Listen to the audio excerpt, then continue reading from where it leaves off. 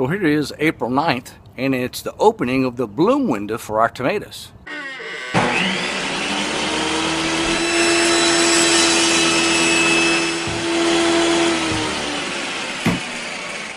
So today we're going to look at our tomatoes and see if do we have enough blooms on them, and what do we need to do, like give them super bloom, which remember, in the fertilizer it's the high middle number you're looking for, the high in phosphorus.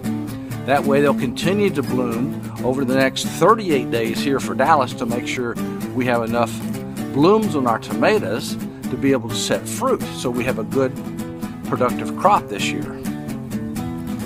Here's the first tomato crop, and you can see we have a number of blooms in here.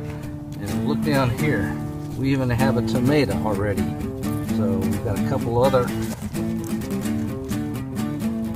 in here, another blooms. There's a plant that we planted later. It doesn't have any blooms yet, but we're hoping they'll have some coming out of the top right there. So we have 38 days until it gets too warm.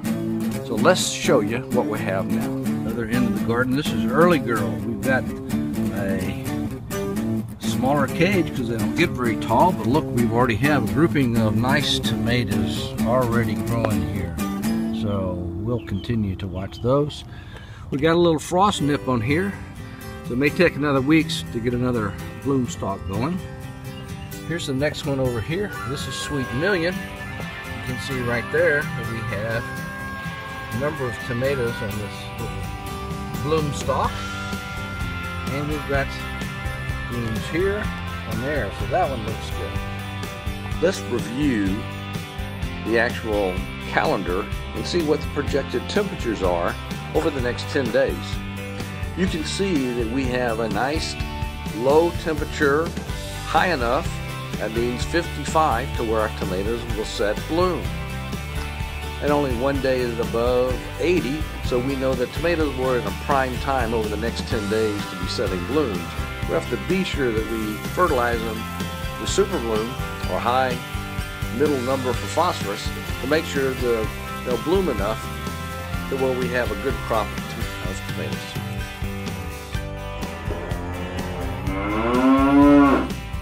You want to fertilize every 7 to 10 days, or every third time you water, whichever occurs first. Tomatoes are fast growers. They need fertilizer. They need food.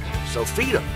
So I have one way of telling if I'm putting enough super bloom on my tomatoes, and that is if I'm starting to get these lovely bloom heads on my onions.